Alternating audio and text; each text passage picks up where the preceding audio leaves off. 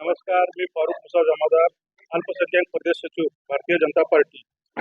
1 जून रोजी आमचे लोकप्रिय आमदार सुरेशभाऊ खाडे यांच्या वाढदिवसानिमित्त आम्ही कुस्ती मैदान छत्रपती शिवाजी क्रीडांगण मिरज येथे आयोजित केलेले असून कुस्ती हा भारतातील अतिशय प्राचीन आणि लोकप्रिय पारंपरिक खेळ असून विशेषतः ग्रामीण भागात कुस्तीचा मोठा महत्त्व असून अनेक गावांच्या यात्रा, जत्रा आणि उत्सवामध्ये कुस्ती स्पर्धेचे आयोजन केले जाते. कुस्तीमुळे शरीर मजबूत राहते, आत्मविश्वास वाढतो आणि खेळाडूमध्ये क्रीडा भावना विकसित होते.